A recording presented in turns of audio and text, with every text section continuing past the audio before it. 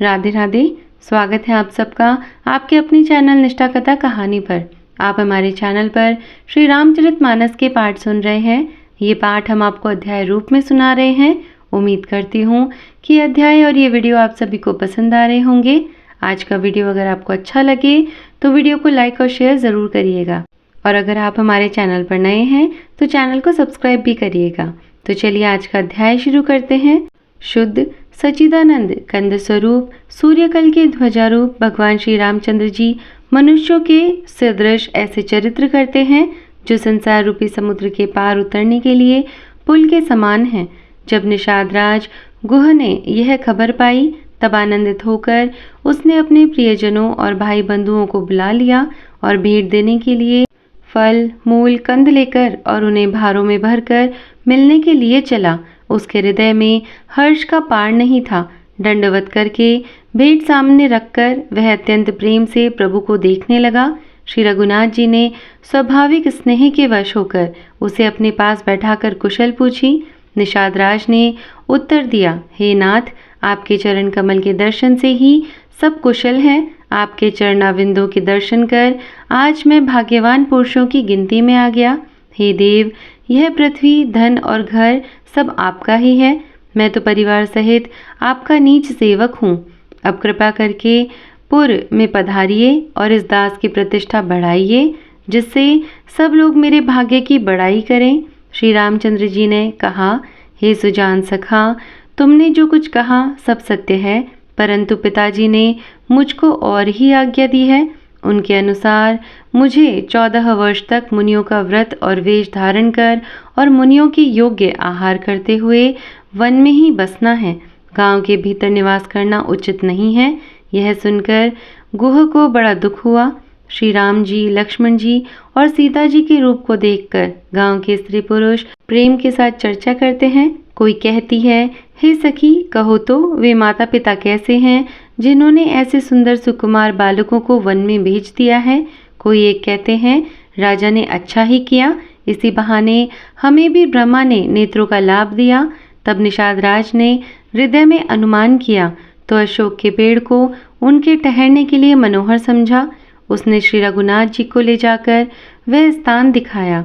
श्री रामचंद्र जी ने देखकर कहा कि यह सब प्रकार से सुंदर है। पूर्ववासी लोग जोहार वंदना करके अपने अपने घर लौटे और श्री रामचंद्र जी संध्या करने पधारे।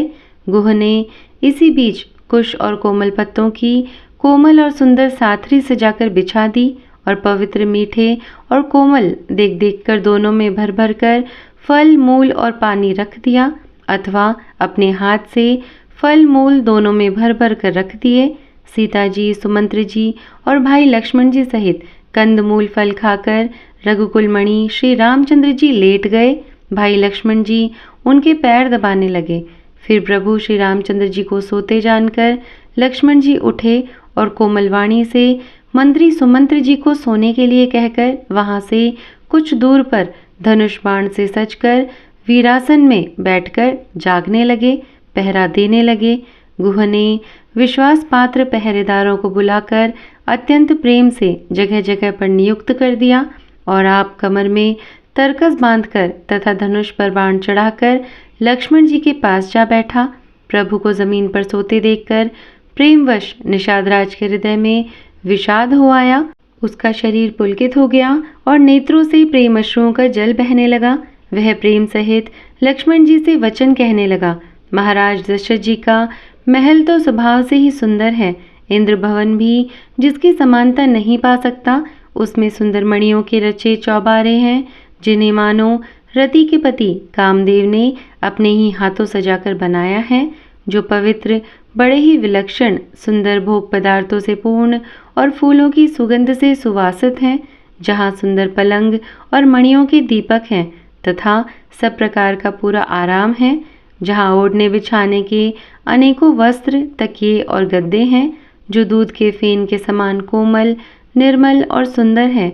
वहाँ उन चौबारों में श्री सीता जी और श्री रामचंद्र जी रात को सोया करते थे और अपनी शोभा से रति और कामदेव के गर्व को हरण करते थे। वहीं सीता जी और राम जी आज घास फूस की साथरी पर थके हुए बिना वस्त्र के ही सोए हैं। ऐसी दशा में वे देखे नहीं जाते।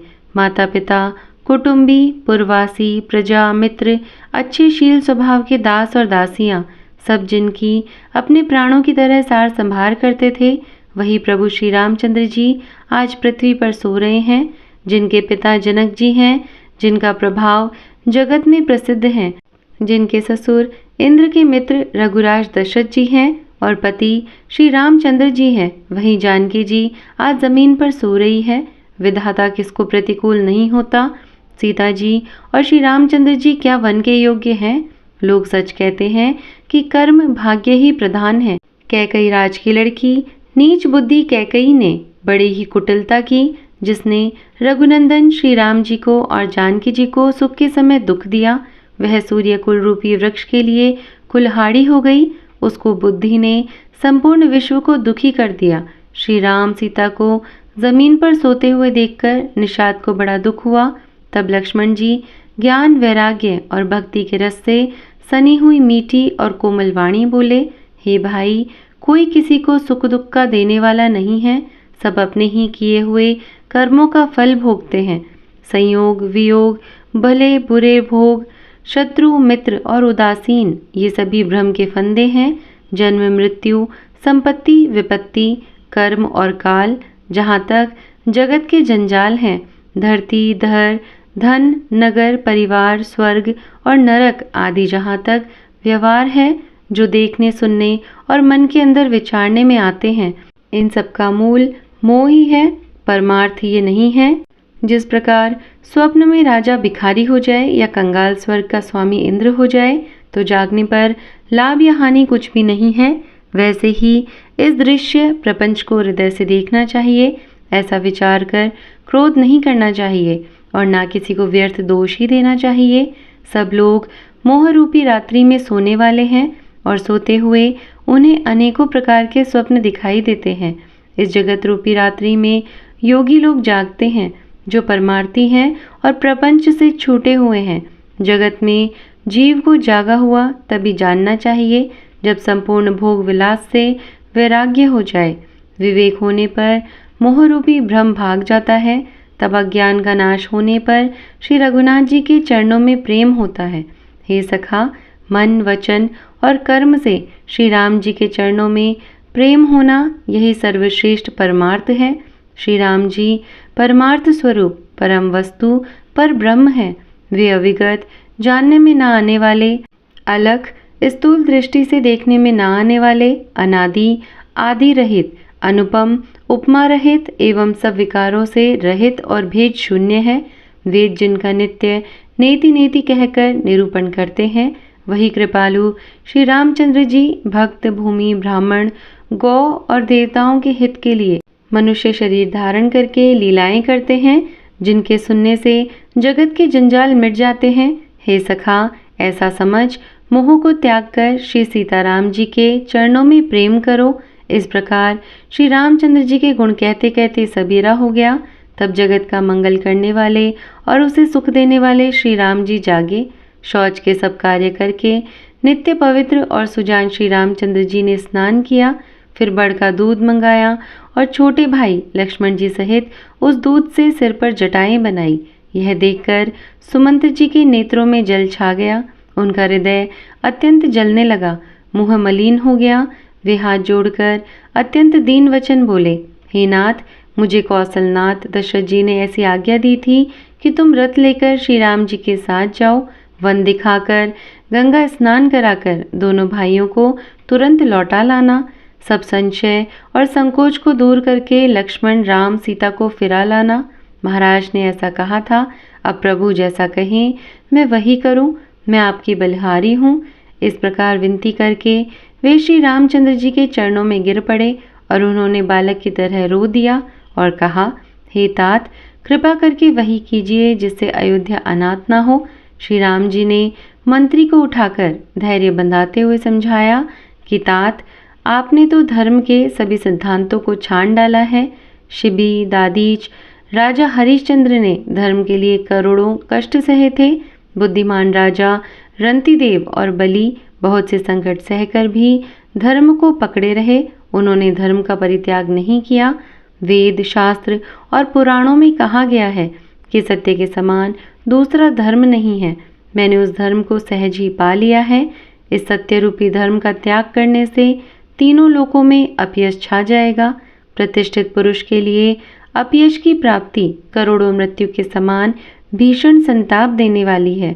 हे तात, मैं आपसे अधिक क्या कहूँ? लौटकर उत्तर देने में भी पाप का भागी होता हूँ। आप जाकर पिताजी के चरण पकड़कर करोड़ों नमस्कार के साथ ही हाथ जोड़कर विनती करिएगा कि हे तात, आप मेरी किसी बात की चिंता ना करें। आप भी पिता के समान ही मेरे बड़े हितैषी हैं। हे तात, मैं हाथ जोड़कर आपसे विनती करता हूँ कि आपका भी सब प्रकार से वही कर्तव्य है जिसमें पिताजी हम लोगों के सोच में दुख ना पावे। श्री रघुनाथ जी और सुमंत्र जी का यह संवाद सुनकर निषाद राज कुटुंबियों सहित व्याकुल हो गया। फिर लक्ष्मण जी ने कुछ कड़वी बात कही।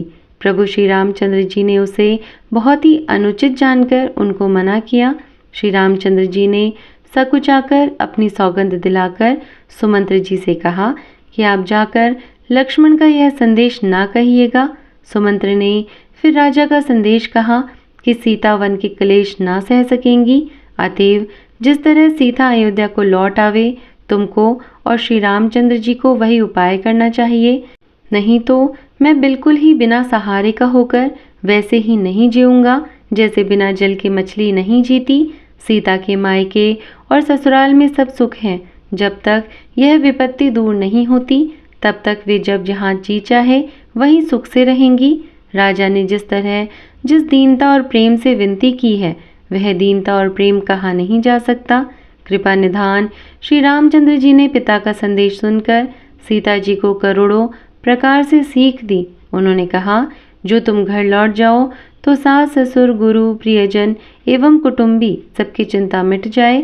पति के वचन सुनकर जानकी जी कहती है, हे प्राणपति, हे परम स्नेही, सुनिए।